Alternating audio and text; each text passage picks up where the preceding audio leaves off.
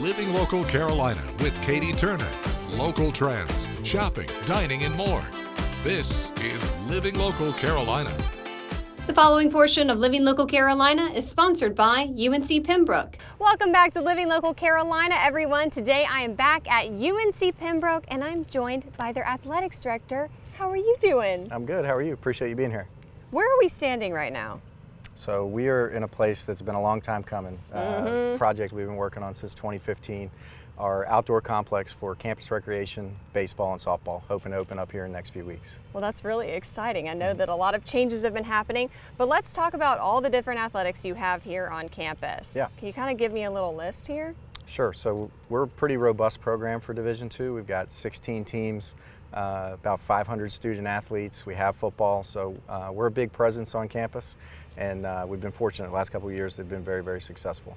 Yes, let's elaborate on that. Since COVID, you guys have won a number of titles and championships. Can you maybe elaborate on that for me? Yeah, so we joined Conference Carolinas in 2021, 2022, which really gave us an opportunity to get more to a good geographic footprint, some historical rivals that were a lot closer to us. Francis Marion's our big rival, which is right in the middle of you guys' footprint as well. So the ability to move conferences with them and keep that traditional rivalry was great, and our teams have really made the most of it. You know, we have less missed class time because of shorter trips, and I think our students are more well rested, so that's a blessing. And then not spending as much money, you know, on buses and gas and things going down the highway. Those dollars can actually go into making their experience better. So our coaches and our students, I think they've won, you know, 30 or 35 championships in the last 5 years. So between division, conference, and tournament titles, it's been a pretty good run. That's amazing, and that's also why they deserve to have these awesome facilities. Can you maybe talk about some of the renovations that have been happening and why? Yeah, so baseball and softball for us for a long time, we arguably had some of the more dilapidated facilities in the region, even at the Division II level. And it's been a priority since early in my tenure coming to Pembroke. So we partnered with Campus Recreation. We got the support of our students and really a chancellor who is all in on athletics, which has been the biggest blessing, and began the process of updating our master plan, bringing this facility right back to the heart of campus, so it's right in the middle of all the campus life, and it's going to be a game changer, I think, both for our student fans, but particularly for our student athletes, having indoor hitting facilities, being able to still get in their work during inclement weather, and also not impacting the experience of other students, because when it rains in January, you know, baseball and softball are trying to use indoor facilities, and that affects student free play and intramurals and other teams. So being able to keep their preparation self-contained here and have a park that can host regional championships, can really draw more fans, it's going to be really good. That's exciting. Very. Can you maybe talk to me about some of the feedback that you've gotten from the students about being a student athlete here at UNCP? Yeah, I think you'll hear family a lot, you'll hear community a lot. Being a small town, being rural, I think, you know, athletics kind of becomes the energy and the outlet. So we have, you know, one team will go and watch another team's games and vice versa, and they support each other and they're engaged in the community. So it makes for a very close-knit environment. And I know our baseball and softball student athletes, this is long overdue for them, very deserving of having a facility worth the level of effort that they put in. All right, so tell me about the Hahn Cup. What is that, and did you guys win it? So Joby Hahn Cup is what gauges overall athletic excellence in Conference Carolinas. That's been the cup since back in the 70s when we were in the league originally. And we were really fortunate the past 2 seasons we've won that cup. First time for us to have back-to-back titles, and the first time we've had that in about 35 years. So really proud of that. And with our men's and women's sports winning both of the gender-specific cups, we actually swept all 3 the past 2 years, which was a conference first. So we're in first place right now. There's a lot left to be determined. It's very, very, very close. So hopefully spring championships will finish the right way for us and we can make it 3 straight. We'll see. All right, well, if someone's watching right now, they want to learn more about athletics here at UNCP, maybe come to a game, where's the best place for them to go? So uncpbraves.com is our official website. It'll be the home for our calendars. This portion of Living Local Carolina was sponsored by UNC Pembroke.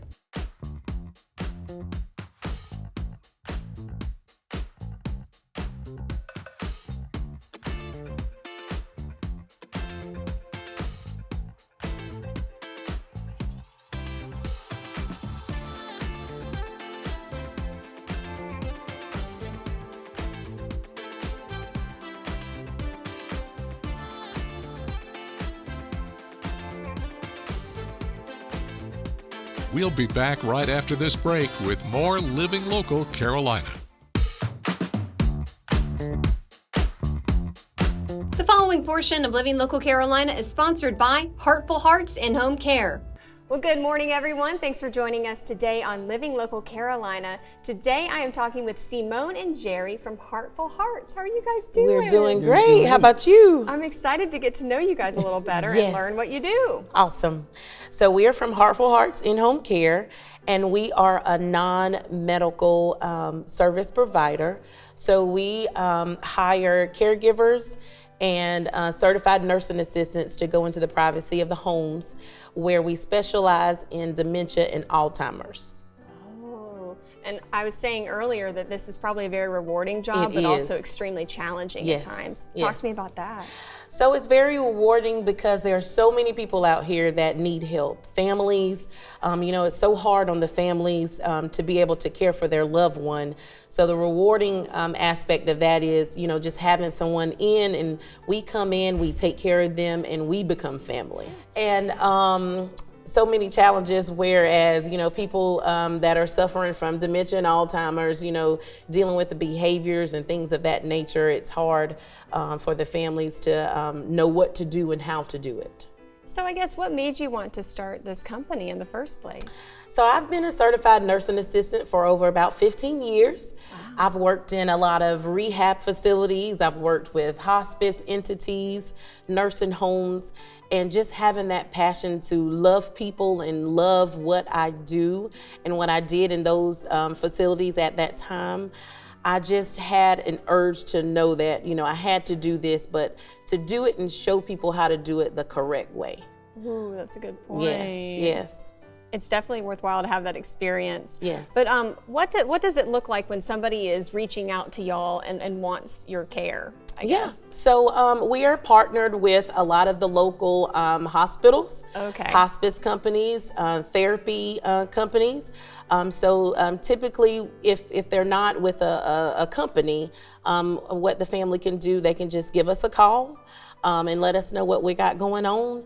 And then normally what we do is we go right on out and we meet with the families and to see what we can do to be of assistance. This portion of Living Local Carolina was sponsored by Heartful Hearts and Home Care.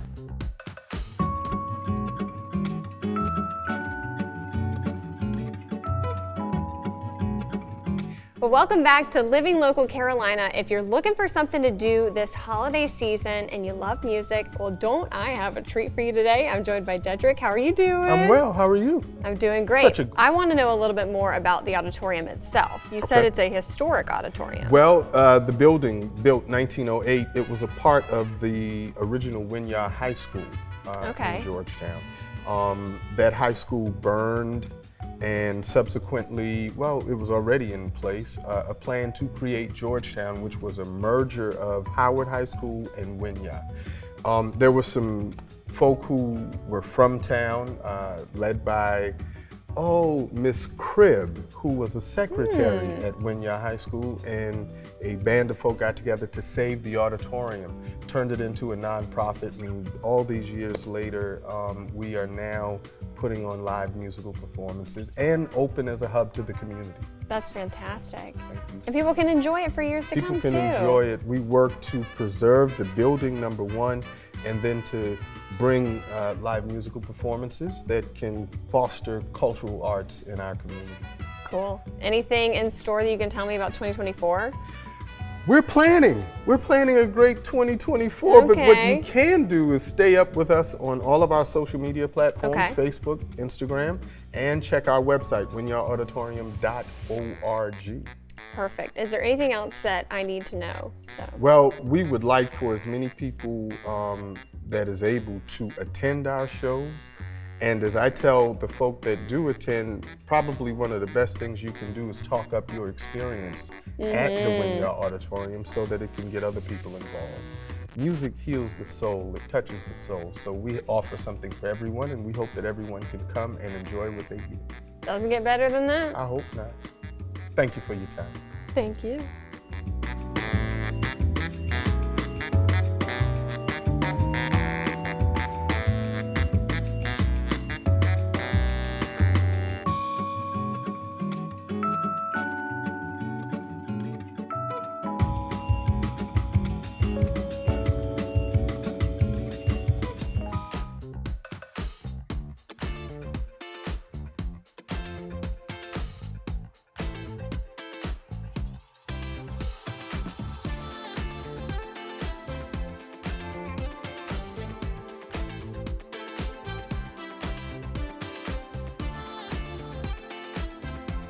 We'll be back right after this break with more Living Local Carolina. Well, thanks once again for joining us today on Living Local Carolina. I'm joined in studio by somebody who truly, truly gives back to the community in many, many ways. Elliot Middleton, how are you doing? I'm fine. How are you? I am so happy that you were on the show today. Thanks for having me. Absolutely. Why don't you tell everybody a little bit about what you do and why? Well, pretty much my name is Elliot Middleton. I'm from a small fishing village called McClellinsville, South Carolina. And what my organization does, which is the name of that is Middleton's Village to Village Foundation, we go around, we collect cars, and we fix them up and we donate them to folks in need, particularly in rural, unpopulated areas that does not have like Ubers, taxis, ways to get around. We help folks out like that and just try to make sure that if somebody is in need, we try to help them out as best we can. And on top of that, you also have a restaurant. Have a barbecue restaurant. We're going to reopen on January the 19th. It's located in Owendale, South Carolina. That's 5105 US Highway 17 in Owendale. And we also started our mobile food truck venture, and that you may see all around the Lowcountry in probably about 5 different counties so far. I know you're going to say that it feels awesome, but how does it feel whenever you're actually able to donate a car, see that reaction? What is that like? Well, the experience with that is the first one, it blew you away and you're kind of like, I like that feeling. So now you want to do it again, and you want to do it again. So it's it's very addictive, and it's not, just from the excitement, the surprise from them. You always want to be in, like, it's just addictive. You want more cars so you can bless more people. Yeah. And why food? Why barbecue? Is it something you've always loved?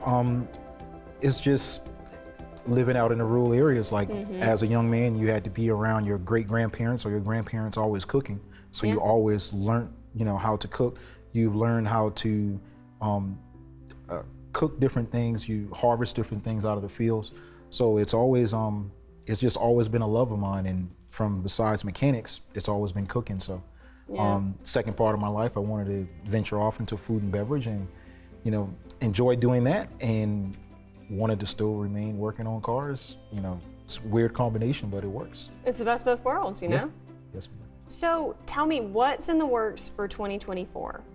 So right now, like I said, we just got through with our 100th car donation.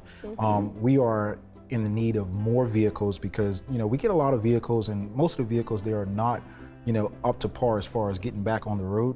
So we have to take maybe 7 vehicles, and then we may use those 7 vehicles to part out one to make another one work. So you may get 2 or 3 cars out of those 7 vehicles. So we're always hunting for cars. We're always looking for donations for cars.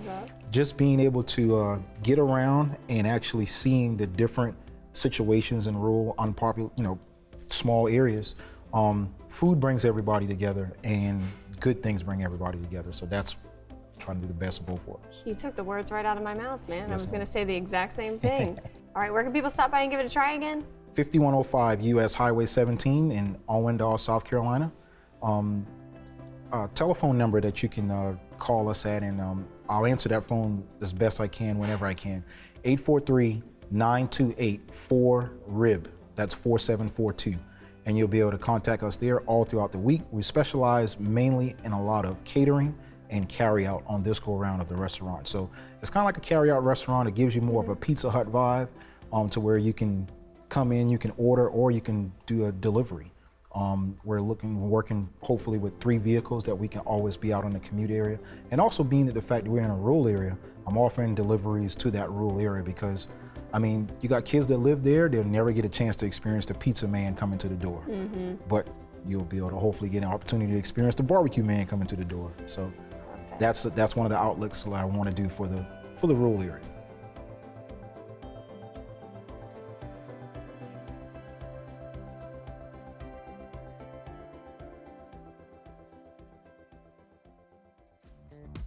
Don't forget to like our page on Facebook and follow us on Instagram and Twitter. How to use the QR code. Just open the camera app on your smartphone, iPad, or tablet. Point your device at the QR code so the QR code appears on your screen. Your device will recognize the QR code and show you a notification. Click that notification and you'll come to our website.